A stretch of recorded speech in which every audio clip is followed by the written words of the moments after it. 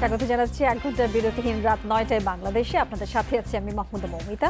আমি জাহিদ হোসেন। জানাবো শিরোনামগুলো প্রথমে।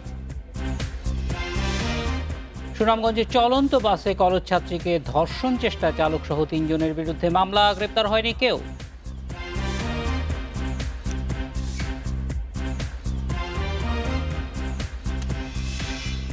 আত্মসমর্পণের পর এমপি পাপলের স্ত্রী কন্যার জামিন, 670 ব্যাংক হিসাব এবং 92টি সম্পদ জব্দের নির্দেশ।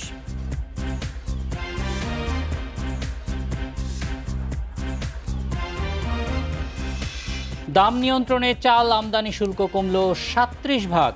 মিলারদের সতর্ক করলেন খাদ্যমন্ত্রী, দুষলেন কৃষিমন্ত্রী।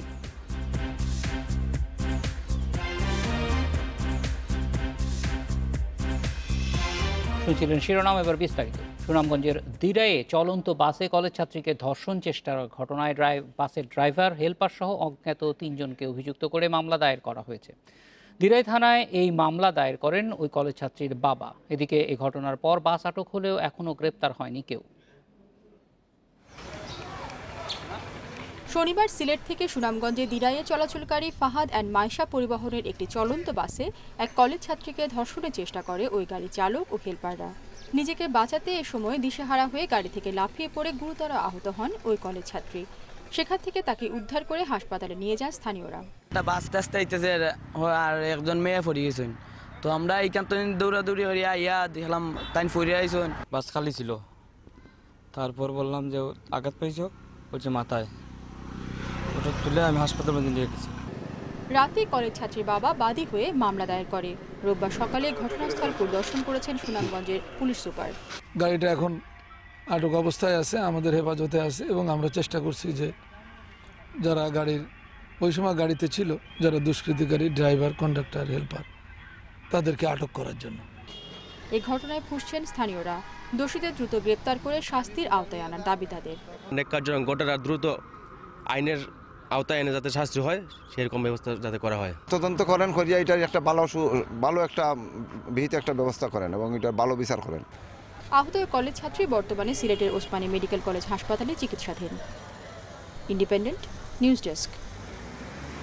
এ বিষয়ে আরও কথা বলতে সেন্ট্রাল রোড থেকে আমাদের সঙ্গে যোগ দিচ্ছেন মানবাধিকার কর্মী অ্যাডভোকেট এলিনা খান। স্বাগত এলিনা খান। প্রথমেই জানতে চাই যে এই বাসটি আটক হয়েছে, তার মানে বাসের মালিক কে ছিল সেইটি নিশ্চয়ই নিশ্চিত হওয়া গেছে। তারপরও অজ্ঞাতনামা 3 জনের বিরুদ্ধে মামলা করা হয়েছে, এই বিষয়টি কিভাবে দেখছেন? ধন্যবাদ। আমি এই বিষয়টাকে এইভাবে দেখছি যে বাসের মধ্যে যে বাসের মালিক বা যারা কন্ডাক্টর ছিল বা যারা ড্রাইভার ছিল তারা তো ছিলই, সাথে বোধহয় হয় বাস যাত্রী অথবা ওই লোকদেরই কোনো একজন তাদের সহযোগীরা ছিল যেটা এই ধরনের ঘটনা ঘটাতে পারে। তো সুতরাং সেক্ষেত্রে যে 3 জনকে আটক করা হয়েছে, নিশ্চয়ই জিজ্ঞাসাবাদের পরিপ্রেক্ষিতে এটা আটক করা হয়েছে। সেই ক্ষেত্রগুলোতে আমার মনে হয় যাচাই বাছাই করে এটা জানা যাবে যে আসলে ঘটনাটা কি ঘটেছিল। সেই ক্ষেত্রে এই 3 জন কিভাবে এসেছিল, কোথা থেকে উঠেছিল এবং তারা কেন এখানে আসে যুক্ত হলো, এটা অ্যাসিস্ট্যান্ট বা কন্ডাক্টর অথবা ড্রাইভার এটা ভালো বলতে পারবে। তাদেরকে অবশ্যই অ্যারেস্ট করে তাদেরকে রিমান্ডে নিয়ে এটা জিজ্ঞাসাবাদ করা খুবই জরুরি এবং সাথে এই 3 জনকে জিজ্ঞাসাবাদ করা দরকার যে তারা কিভাবে এই বাসের মধ্যে আসছে এবং তারা এইভাবে এই ঘটনা ঘটিয়েছে। আর মেয়েটি যেহেতু আহত, একটা সময় না সে তো অবশ্যই আইডেন্টিফাই করতে পারবে যে এখানে কিভাবে তার উপরে একটা অ্যাটেম্প টু রেপের ঘটনা ঘটাতে যাচ্ছিল, কতটুকু বা সে চিনছিল, কারণ চিনার পরিস্থিতি ছিল কিনা, হয়তো সেখানকার বাসের সে ট্রমার মধ্যে থাকতে পারে। সেই জায়গাগুলো থেকে অবশ্যই ভাববার বিষয় আছে এবং এটা গভীরভাবে একটা তদন্ত করে এই দৃষ্টান্তমূলক শাস্তির খুবই জরুরি দরকার। এলিনা খান, আমরা যদি দেখি আমাদের প্রতিবেশী দেশেও নির্ভয়ার ঘটনার পরে ভারতে এই ধরনের ঘটনাগুলি তারা নিয়ন্ত্রণে আনতে কিছুটা পেরেছেন তো অবশ্যই, এবং বিচার সম্পন্ন হয়েছে। বাংলাদেশে এইটি ছাড়াও এর আগে আমরা অনেকগুলো একই ধরনের ঘটনা দেখেছি।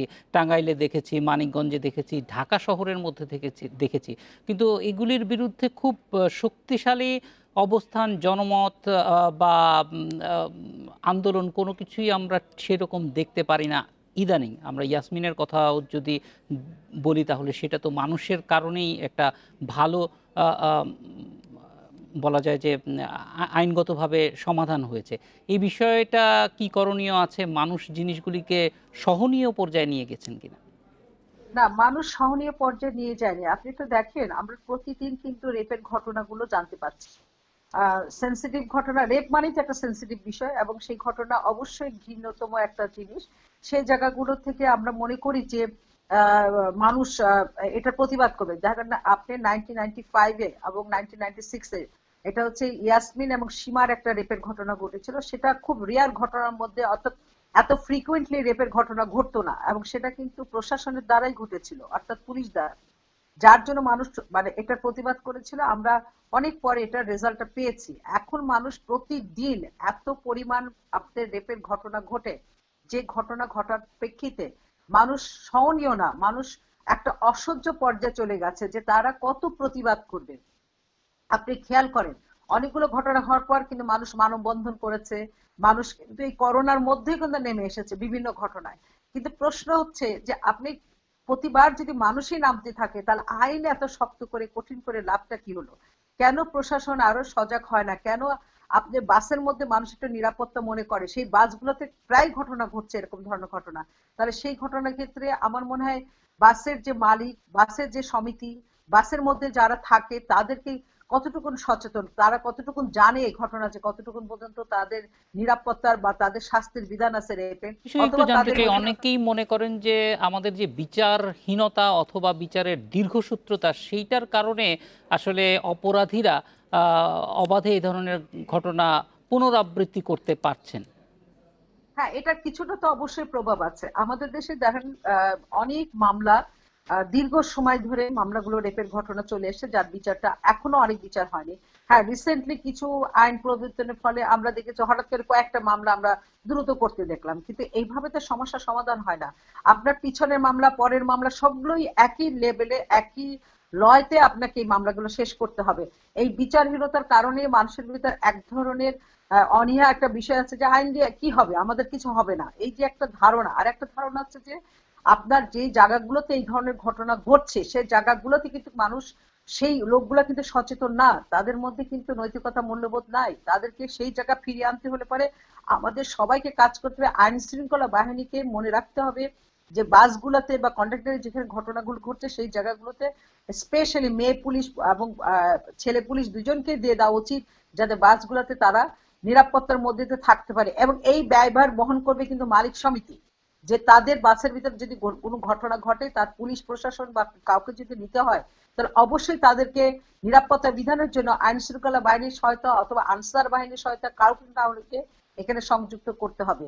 আমি মনে করি বিচারহীনতা একটা অন্যতম কারণ, সেটা ঠিক আছে, কিন্তু আমরা বিচারহীনতার প্রয়োগের ক্ষেত্রগুলোতে যেমন আমরা চোখ রাখবো, আমাদের সচেতনতা বৃদ্ধি করতে হবে, আমাদের নৈতিকতা মূল্যবোধকে ফিরিয়ে নিয়ে আসতে হবে। একই সঙ্গে শুধুমাত্র এই সেক্টর দেখলে হবে না, বাসের যাদেরকে কন্ডাক্টর বা যাদের বাস ড্রাইভার রাখা হচ্ছে বা যাদেরকে এই যা কাজের সাথে সম্পৃক্ত রাখা হচ্ছে সেই মালিককে এটা এনশিওর করতে হবে, নাহলে তাকে দায়বদ্ধতা গ্রহণ করতে হবে। অনেক ধন্যবাদ আমাদের সঙ্গে যোগ দেওয়ার জন্য। বিমানের বহরে যুক্ত হলো নতুন উড়োজাহাজ ধ্রুবতারা। সকালে গণভবন থেকে ভার্চুয়ালি উড়োজাহাজটির উদ্বোধন করেছেন প্রধানমন্ত্রী শেখ হাসিনা।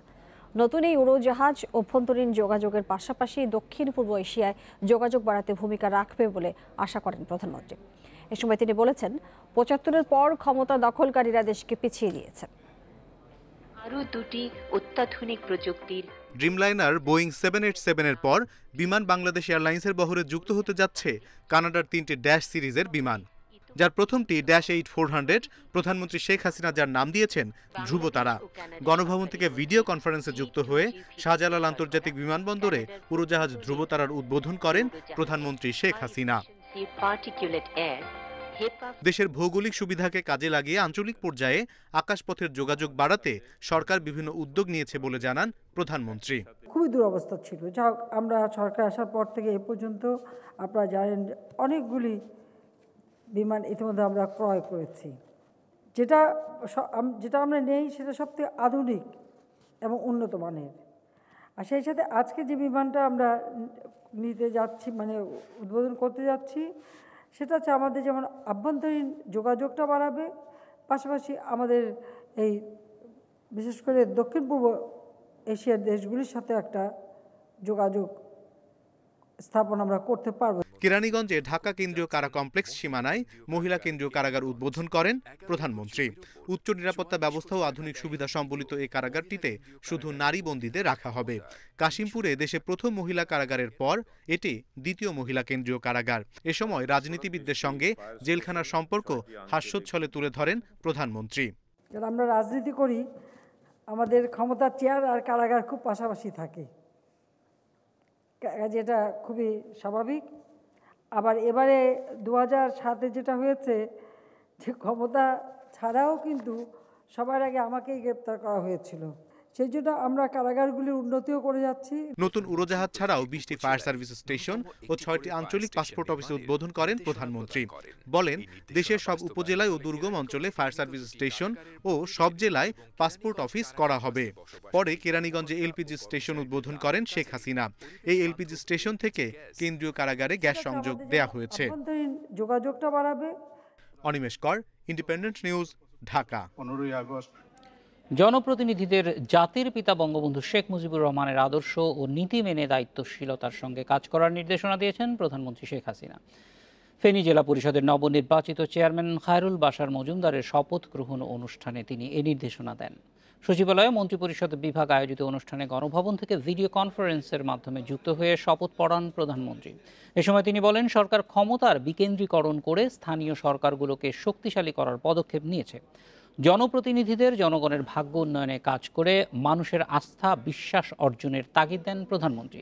বাংলাদেশকে বঙ্গবন্ধুর স্বপ্নের উন্নত সমৃদ্ধ ক্ষুধামুক্ত দারিদ্র্যমুক্ত দেশ হিসেবে গড়ে তোলার লক্ষ্যে কথা তুলে ধরে সরকারের বিভিন্ন উদ্যোগ ও ভবিষ্যৎ পরিকল্পনার কথাও জানান তিনি।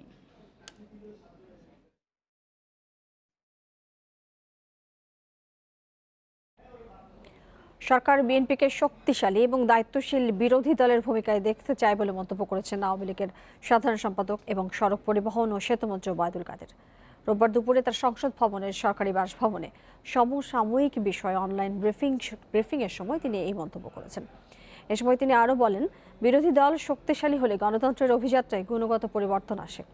সরকার দেশকে বিএনপি শূন্য করতে চায়, দলটির এমন বক্তব্যকে অবান্তর হিসেবে অভিহিত করেন কাদের। তিনি বলেন, দেশের জনগণও চায় বিএনপি মেরুদণ্ড সোজা করে দাঁড়াক, স্বাধীনতা বিরোধী উগ্র সাম্প্রদায়িক গোষ্ঠীর পৃষ্ঠপোষকতা ছেড়ে অসাম্প্রদায়িক চেতনায় রাজনীতি করুক।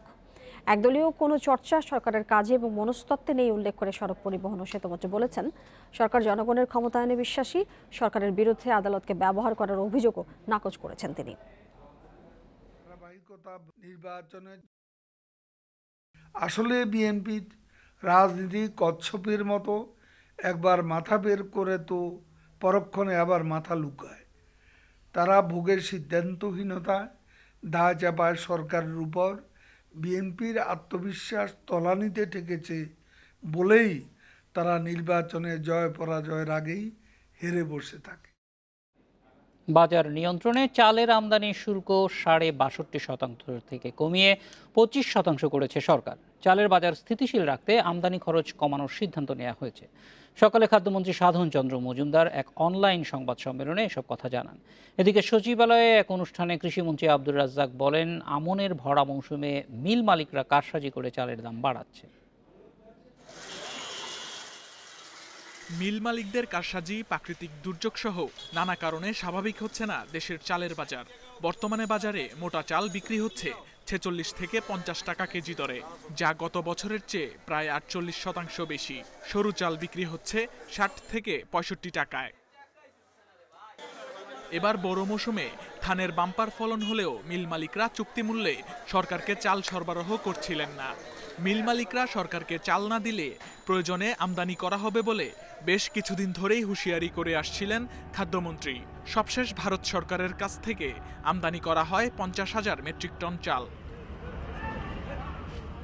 এ বিষয়ে এক অনলাইন সংবাদ সম্মেলনে খাদ্যমন্ত্রী জানান, ভোক্তা ও কৃষকের দিক বিবেচনায় সীমিত পরিসরে চাল আমদানির সিদ্ধান্ত নেওয়া হয়েছে। পাশাপাশি আমদানি শুল্ক কমানো হয়েছে 37.5%। নতুন শুল্ক হারে চাল আমদানি করতে আগ্রহীদের আগামী 10 জানুয়ারির মধ্যে মন্ত্রণালয়ে আবেদন করতে হবে। আমদানি করার জন্য আমরা ছাড়পত্র দিব এবং সেইটুকুই এলসি হবে, এবং এটা আমরা নিয়ন্ত্রণ রাখবো এবং মনিটরিংয়ে রাখার সিদ্ধান্ত হয়েছে, যাতে ভোক্তাদের কষ্ট না হয় এবং কৃষকও যেন ক্ষতিগ্রস্ত না হয় সেদিকে লক্ষ্য রেখে। এদিকে চালের দাম বৃদ্ধি নিয়ে কৃষিমন্ত্রী আব্দুর রাজ্জাকও অসন্তোষ প্রকাশ করেছেন। 5 থেকে 6 লাখ টন চাল বিদেশ থেকে আমদানি করব। সরকারি গুদামেও চাল কমে গেছে। গত বছর প্রায় 13 লক্ষ টনের মতো খাদ্য ছিল সরকারি গুদামে এই সময়ে। এই বছর সেটা কমে 7 লাখ টনে নেমে এসেছে। মিলাররা, বাংলাদেশের আড়তদাররা, জোতদাররা যারা বাজারকে নিয়ন্ত্রণ করে তারা চালের দাম বাড়ায় এবং এবারও সেই কাজ তারা করতেছে। খাদ্য মন্ত্রণালয়ের সবশেষ হিসেবে বর্তমানে সরকারি গুদামে চালের মজুদ আছে 5,42,000 ton. Shamim Ahmed, Independent News, Dhaka. 6 দিন পর উড়োজাহাজ চলাচলে নিষেধাজ্ঞা তুলে নিল মধ্যপ্রাচ্যের দেশ ওমান। এতে মঙ্গলবার রাত থেকে শুরু হচ্ছে বিমানের মাস্কাটগামী ফ্লাইট। সন্ধ্যায় এই তথ্য জানিয়ে দেওয়া হয়েছে বিজ্ঞপ্তিতে। এতে বলা হয়েছে, করোনা মহামারীর কারণে দ্বিতীয় দফায় গত 21 ডিসেম্বর আন্তর্জাতিক ফ্লাইট চলাচলে নিষেধাজ্ঞা আরোপ করেছিল দেশটির সরকার। 27 ডিসেম্বরেই তা প্রত্যাহার করে নেওয়া হয়েছে। নিষেধাজ্ঞা উঠে যাওয়ায় 29 ডিসেম্বর থেকে ফ্লাইট পরিচালনার সিদ্ধান্ত নিয়েছে বিমান। পাশাপাশি বাতিল হওয়া ফ্লাইটের যাত্রীদের বিমানের সেলস অফিসে যোগাযোগ করতে বলা হয়েছে। আসন খালি থাকা সাপেক্ষে অগ্রাধিকার ভিত্তিতে টিকিট দেওয়া হবে।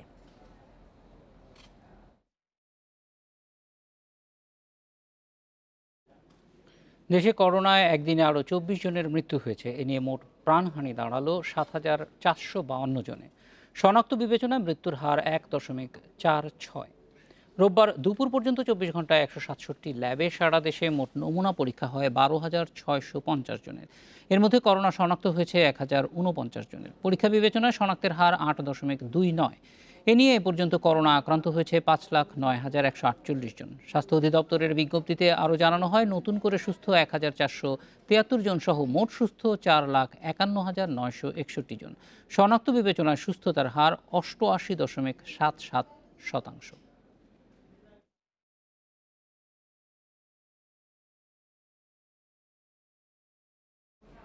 বিশ্বে করোনায় মৃতের সংখ্যা 17,66,000 ছাড়িয়েছে। আক্রান্ত 8,07,00,000-এর বেশি। একদিনে 4,51,000-এর বেশি করোনা রোগী শনাক্ত হয়েছে। প্রাণ গেছে 7,000-এর বেশি। এর মধ্যে যুক্তরাষ্ট্রে 24 ঘন্টায় 1400-র বেশি প্রাণহানি হয়েছে। নতুন করে দেশটিতে শনাক্ত 1,60,000-এর বেশি। এদিকে ইউরোপের 8 দেশে নতুন ধরনের করোনা সংক্রমণ শনাক্ত হয়েছে। ইউরোপে বিশ্ব স্বাস্থ্য সংস্থার আঞ্চলিক পরিচালক হান্স ক্লুগ এই কথা জানিয়েছেন। তিনি বলেছেন, এটি দ্রুত ছড়ায় আর কম বয়সীদের সংক্রমিত করে। সামাজিক দূরত্ব বজায় রাখা, মাস্ক পরা এবং ভিড় এড়িয়ে চলা সহ সুরক্ষা ব্যবস্থা জোরদারের আহ্বান জানিয়েছেন এই WHO-র কর্মকর্তা।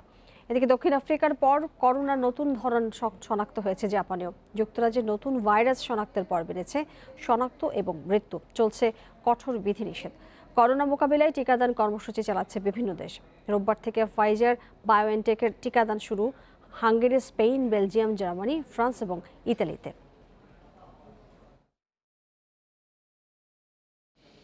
জানুয়ারির শেষে বা ফেব্রুয়ারির শুরুতেই দেশে আসবে করোনার টিকা। এগুলো রক্ষণাবেক্ষণ, বন্টন ও প্রয়োগের জন্য প্রশিক্ষণ এবং প্রয়োজনীয় সব প্রস্তুতি নেওয়া হয়েছে বলে জানিয়েছেন স্বাস্থ্যমন্ত্রী জাহিদ মালিক।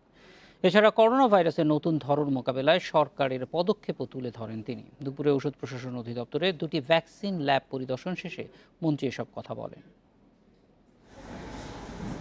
দেশে সম্প্রসারিত টিকাদান কর্মসূচির আওতায় 9 ধরনের টিকা দিয়ে থাকে সরকার।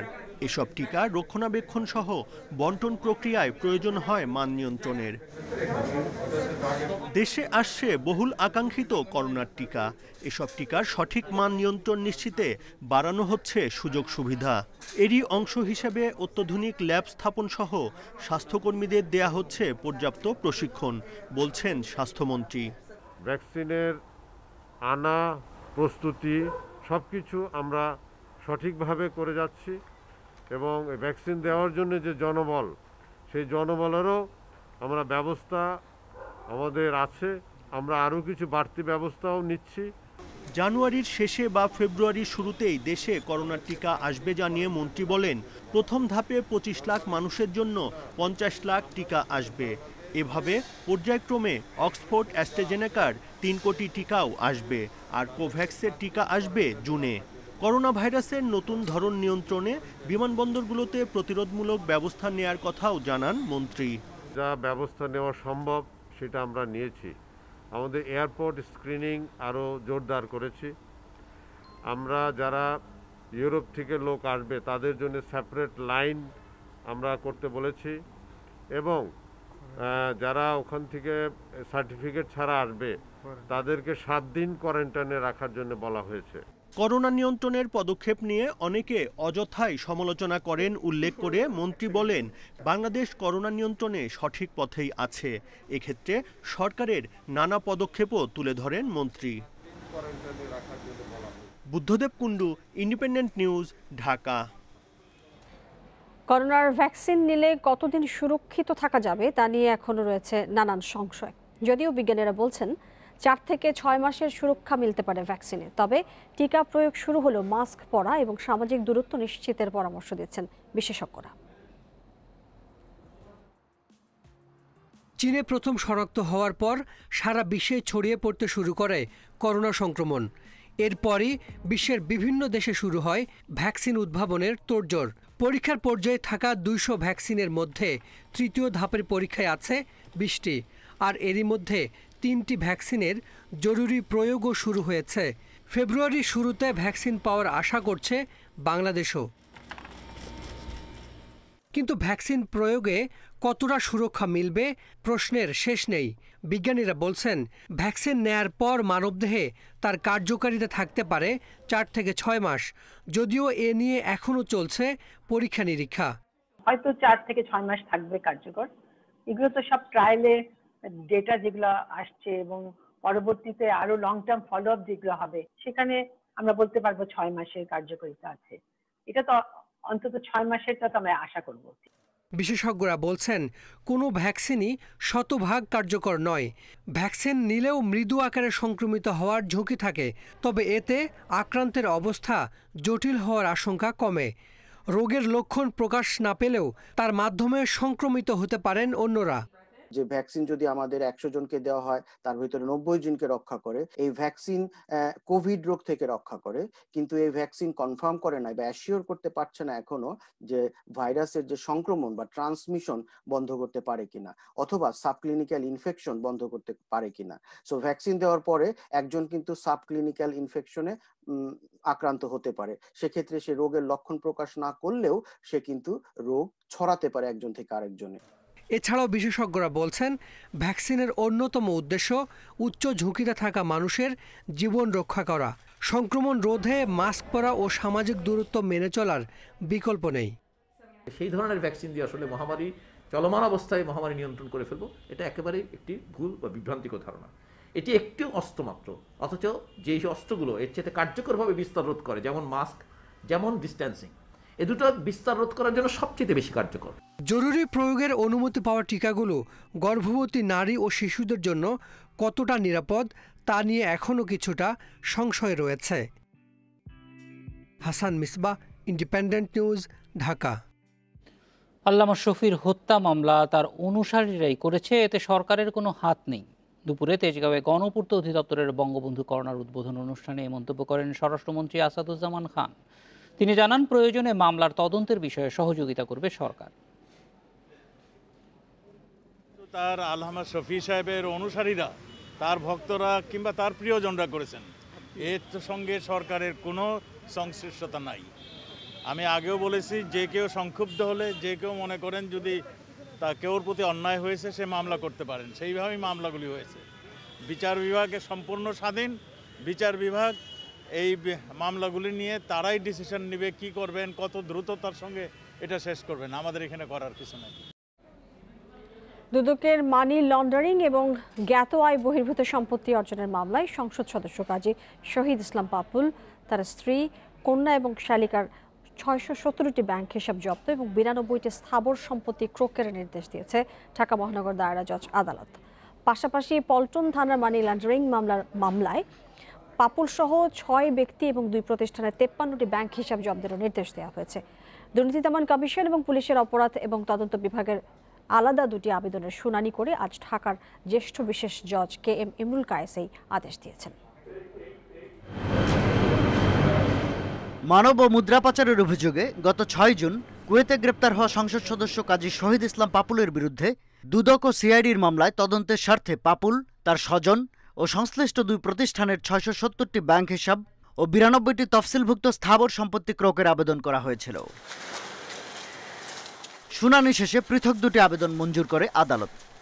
শহীদুল ইসলাম পাপুল এমপি এবং শাহিদুর রহমান মনির, জেসমিন প্রধান, ওয়াফা ইসলাম, কাজী বদরুল ইসলাম এলাস লিটন এবং গোলাম মোস্তফা, এই ৬ জন এবং এদের সত্তা যে কোম্পানি সেটা হচ্ছে JW লীলাবতী।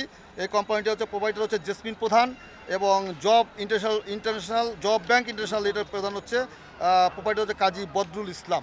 এই ৮টার ৫৩টা ব্যাংক অ্যাকাউন্ট সেটা আজকে জব্দ করা হয়েছে।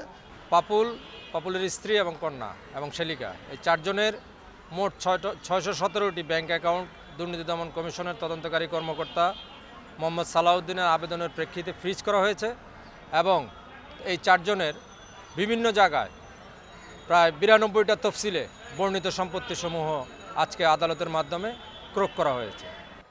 এদিকে রোববার দুপুরে ঢাকা মহানগর দায়রা জজ আদালতে আত্মসমর্পণ করে জামিনের আবেদন করেন পাপুলের স্ত্রী সংরক্ষিত আসনের সংসদ সদস্য সেলিনা ইসলাম ও কন্যা ওয়াফা ইসলাম।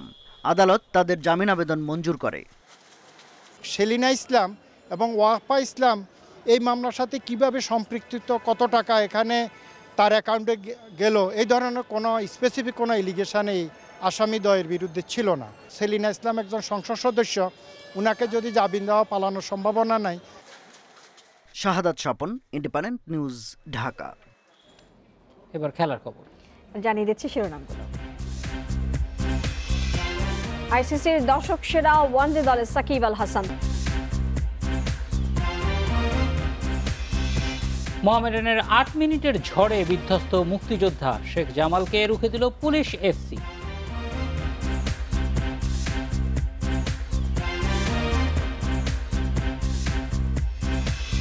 আইসিসির দর্শক সেরা ওয়ানডে দলে জায়গা পেয়েছেন সাকিব আল হাসান, তবে টেস্ট ও টি-20 দলে জায়গা পাননি টাইগার তারকা। ১৩ বছর ধরে আন্তর্জাতিক ক্রিকেট খেলছেন সাকিব। ওয়ানডেতে ৬,০০০-এর ওপর রান করেছেন, পাশাপাশি শিকার ২৬০ উইকেট। ২০১১-এর ১ জানুয়ারি থেকে ২০২০-এর ৭ অক্টোবর পর্যন্ত পারফরমেন্সের ভিত্তিতে এ দল নির্বাচন করা হয়েছে। এ সময়ে প্রায় ৩৯ গড়ে ৪,০০০-এর বেশি রান সাকিবের। দর্শক সেরা ওয়ানডে দলের অধিনায়ক MS ধোনি, এছাড়া ভারত থেকে বিরাট কোহলি ও রোহিত শর্মাও আছেন। টি-20 সেরা দলে আছেন ধোনি, কোহলি, রোহিত। টেস্ট দলের সর্বোচ্চ ৪ জন ইংল্যান্ডের। কোহলি একমাত্র ক্রিকেটার যিনি আছেন ৩ ফরম্যাটের দলে। আইসিসির ভোটিং একাডেমির সাংবাদিক ও সম্প্রচারকদের ভোটে দর্শক সেরা দল নির্বাচন করা হয়।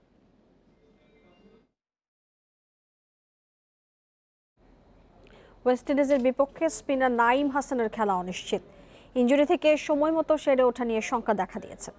সার্জারির পর বিসিবির চিকিৎসকরা দেখে জানিয়েছেন ২৪ জানুয়ারির আগে বোলিং অনুশীলনে ফেরা কঠিন, ফলে প্রস্তুতি ম্যাচে খেলতে পারবেন না এই স্পিনার। টেস্টে নিয়মিত মুখে পরিণত হওয়া এই স্পিনারকে নিয়ে তাই শঙ্কা থেকে যাচ্ছে। প্রথম টেস্টের আগের পুরো ফিট হতে সর্বোচ্চ চেষ্টা করতে চান নাঈম। টি-20 কাপে বোলিংয়ের সময় হাতের লিটল ফিঙ্গারে ব্যথা পান তিনি। সার্জারির পর আপাতত আছে বিশ্রামে। ১০ জানুয়ারি আবারও যেতে হবে চিকিৎসকের কাছে। আঙুলে লাগানো রিং বের করতে হবে, তারপর শুরু করবেন রিহ্যাব। ক্যারিবীয়দের বিপক্ষে প্রথম টেস্ট শুরু ৩ জানুয়ারি।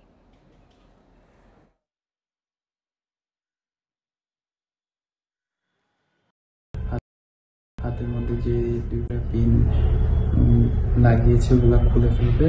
এরপর 2 সপ্তাহের মতন টাইম লাগবে আমার বডিমে ফিরতে। এমনি এখন থেকে রানিং, জিম এগুলো করতে পারবো। জিমের মধ্যে ওয়েট ছাড়া জিম করতে বলেছে। সুযোগ কাজে লাগাতে না পারা আর নিজেদের ভুল ত্রুটি নিয়ে কাজ না করার কারণেই আন্তর্জাতিক অঙ্গনে ভালো করতে পারছেন না বাংলাদেশের আম্পায়াররা। দেশের একমাত্র নিরপেক্ষ আম্পায়ার হিসেবে অন্য দেশের টেস্ট পরিচালনা করা এনামুল হক মনি বলছেন, আর্থিক নিরাপত্তা না থাকায় সাবেক ক্রিকেটাররা এ পেশায় আসছেন না। তবে করোনার কারণে অনেক দিন পর উইন্ডিজের বিপক্ষে টেস্ট পরিচালনার সুযোগ পাবেন দেশের আম্পায়াররা।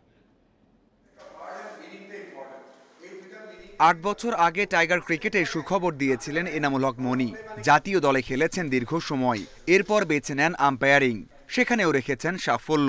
2012 সালে প্রথম ও একমাত্র বাংলাদেশি হিসেবে নিউজিল্যান্ড জিম্বাবুয়ে টেস্ট সিরিজ পরিচালনা করেন।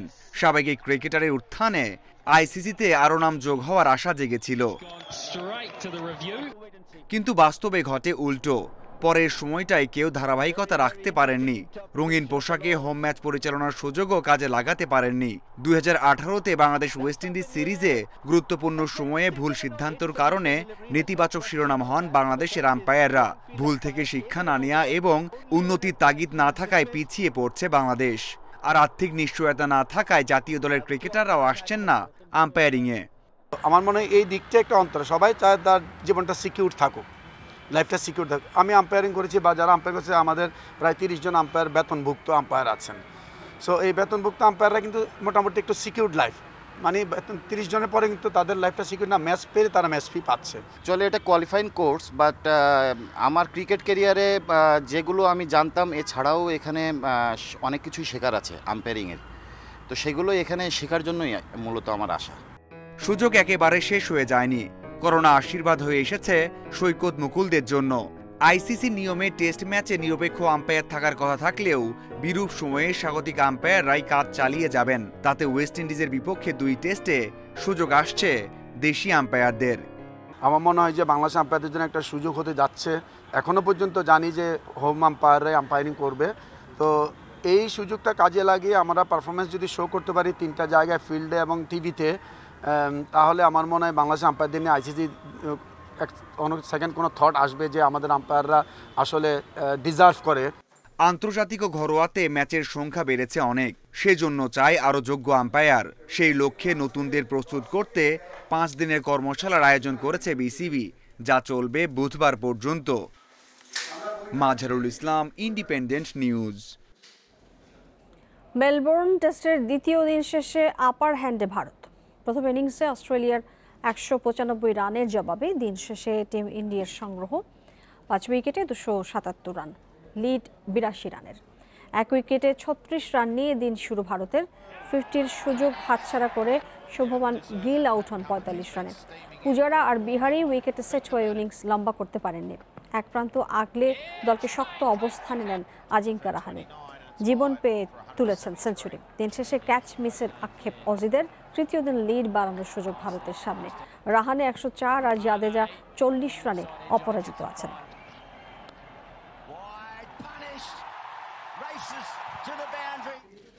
ফেডারেশন কাপ ফুটবলে কোয়ার্টার ফাইনালের পথ খোলা রেখেছে মোহামেডান। ডি গ্রুপের প্রথম ম্যাচে আবাহনীর কাছে 3-0 গোলে হারলেও দ্বিতীয় ম্যাচে মুক্তিযোদ্ধা সংসদকে 4-1 গোলের ব্যবধানে হারিয়েছে সাদা কালোরা। বাংলাদেশ পুলিশ ও শেখ জামালের মধ্যকার দিনের দ্বিতীয় ম্যাচ 2-2 গোলে ড্র হয়েছে। বঙ্গবন্ধু জাতীয় স্টেডিয়ামে মোহামেডান মুক্তিযোদ্ধা ম্যাচটি ছিল 2 জাপানি অধিনায়কের লড়াই, উরু নাগাতা মোহামেডানের আর উসুকে কাতো মুক্তিযোদ্ধার।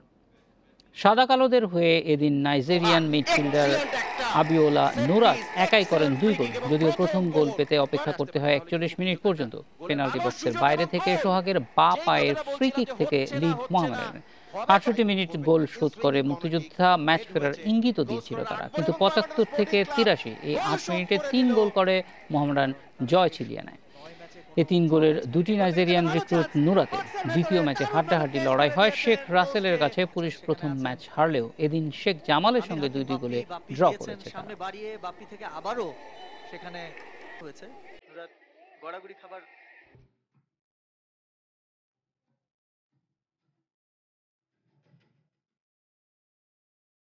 স্কুল ছাত্র সাজিদের বুদ্ধিদীপ্ত সিদ্ধান্তে দুর্ঘটনা থেকে রক্ষা পেল পঞ্চগড় থেকে ঢাকাগামী দ্রুতযান আন্তনগর ট্রেন। জয়পুরহাটের 5 বিবি খাসবান্ডরি এলাকায় রেল লাইনে ফাটল দেখতে পান সাজিদের মা। তার তথ্যে দ্রুতই ট্রেন থামানোর সিদ্ধান্ত নেয় সাজিদ। নিজের লাল গেঞ্জি উড়িয়ে থামিয়ে দেন ট্রেনটি। দুর্ঘটনা থেকে রক্ষা পায় ট্রেনের শত শত যাত্রী।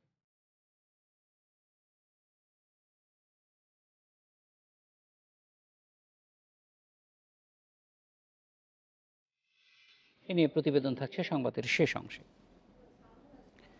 করোনায় দ্বিতীয় ঢেউ থেকে অর্থনীতি রক্ষায় দ্বিতীয় দফায় প্রণোদনা ঘোষণা করতে যাচ্ছে সরকার। অর্থ মন্ত্রণালয়ের কর্মকর্তারা জানিয়েছেন, কৃষিকে গুরুত্ব দিয়ে এ প্রণোদনার পরিকল্পনা করা হচ্ছে।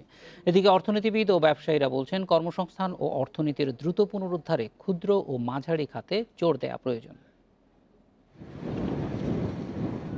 প্রথম দফার ধাক্কা সামলে উঠতে না উঠতেই বিশ্বজুড়ে আবারও করোনার ধাক্কা। সংক্রমণ ঠেকাতে যুক্তরাজ্য সহ অনেক দেশ হাঁটছে লকডাউনের পথে।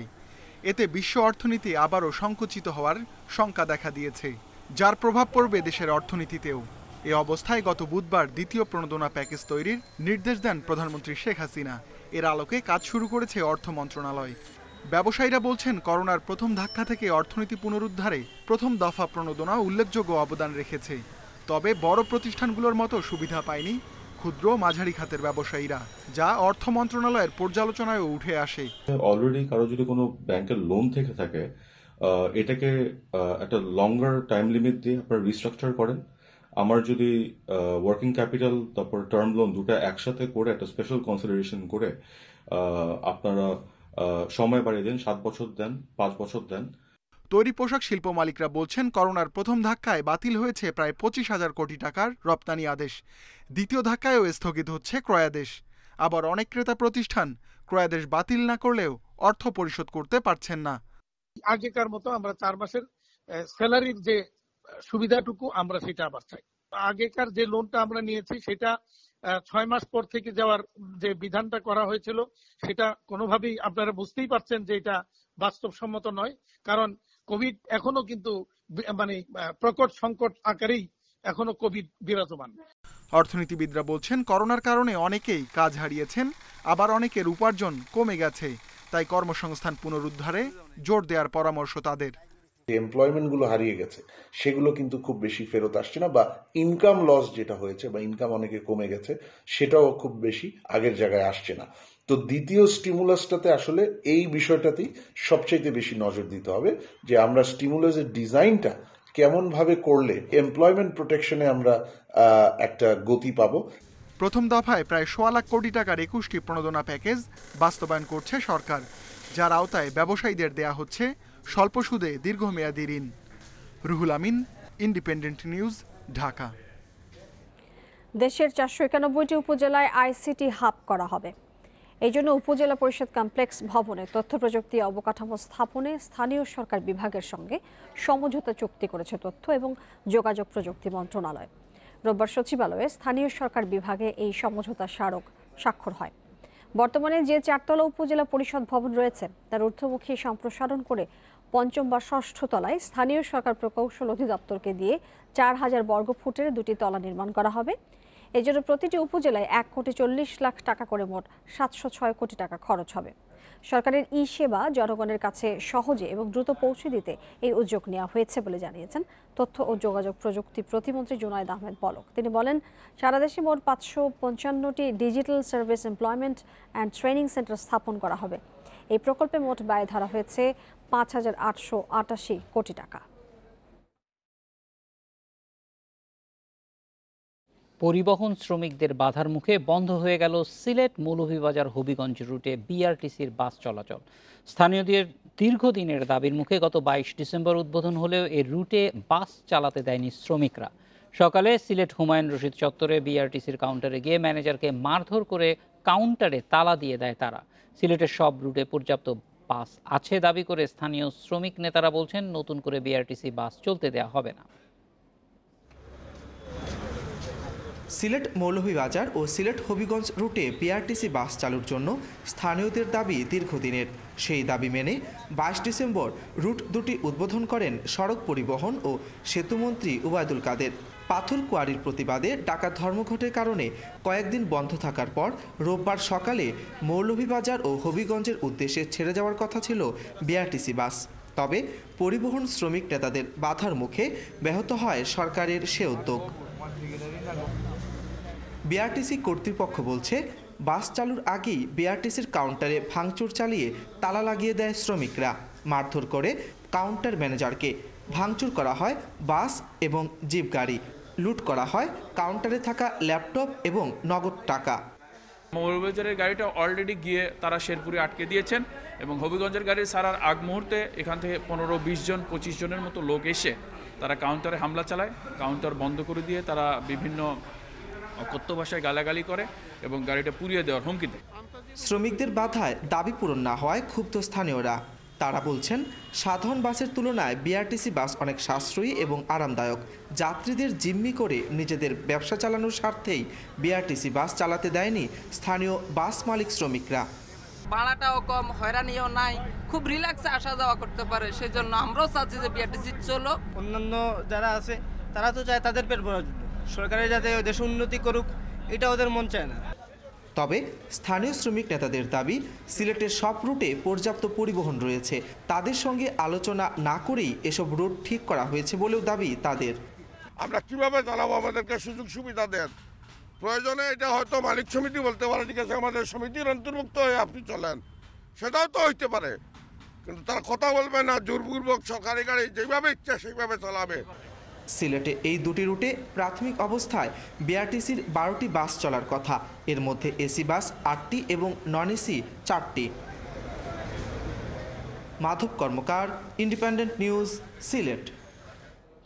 চট্টগ্রামের রেলওয়ের জায়গায় নির্মিত অবৈধ বসতবাড়ি, দোকানপাট এবং স্থাপনা উচ্ছেদ অভিযান শুরু করেছে কর্তৃপক্ষ। দুদিনের অভিযানের প্রথম দিনে পাহাড়তলীর জোর ডেবারপাড় এলাকায় দুপুর 12টা থেকে বিকেল 5টা পর্যন্ত চলে এই অভিযান। অভিযানের প্রথম দিনে 3 শতাধিক ঘরবাড়ি, দোকানপাট এবং স্থাপনা উচ্ছেদ করা হয়েছে। রেলওয়ে পূর্বাঞ্চলের বিভাগীয় ভূ সম্পদ কর্মকর্তা মাহবুবুল করিম জানিয়েছেন, এলাকাটিতে একটি জলাশয় সহ রেলের প্রায় 21 একর জায়গা ইজারা দেয়া আছে, কিন্তু সেই জলাশয়ের 3 পাড়কে ঘিরে 3 একর জায়গা জুড়ে 1000-এর বেশি অবৈধ বসতঘর এবং দোকান তৈরি করা হয়েছে। ইজারাদারদের অনেকেই এসব সম্পত্তি বেচা কেনার মতো কর্মকাণ্ডও চালাচ্ছে, তাই তাদের উচ্ছেদে আজ শুরু হওয়া দুদিনের অভিযান।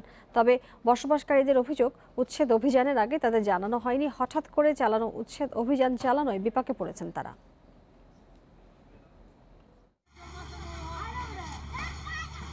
এখানে দেখেন গা সবাই দখল কেউ কিনে নেয় নাই, কে কারো থেকে ইয়ে করে নেয় নাই।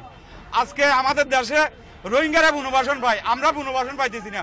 2-4-5 দিন আগেও যদি জিনিসটা জানিয়ে দিত, জিনিসপত্র এগুলি হয়তো বিভিন্ন স্থানে স্থানান্তর করতে পারতো। 4 পাড়ের মধ্যে আপনারা দেখতে পাচ্ছেন 3 পাড়ে কিন্তু অবৈধ স্থাপনা রয়েছে, টিন শেড, সেমি পাকা ঝুপড়ি, এখানে প্রায় 1000 মতো অবৈধ স্থাপনা আছে।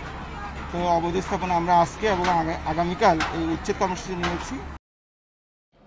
জয়পুরহাটের পাঁচবিবিতে পঞ্চগড় থেকে ঢাকাগামী দ্রুতযান আন্তনগর ট্রেন থামিয়ে কয়েকশো মানুষের প্রাণ রক্ষা করেছেন কিশোর সাজিদ হোসেন। দুর্ঘটনা থেকে রক্ষা পেল ট্রেনটি। তার এ বুদ্ধিদীপ্ত কাজকে স্বাগত জানিয়েছে রেল কর্তৃপক্ষ। রবিবার দুপুরে মাঠে গিয়ে রেল লাইনে ফাটল দেখতে পান পাঁচবিবির খাসবাগড়ি এলাকার শাহিদা বেগম। দ্রুত খবর দেন স্কুল পড়ুয়া ছেলে সাজিদ হোসেনকে। সাথে সাথে লাল নিশান ওড়ানোর সিদ্ধান্ত নেন তারা।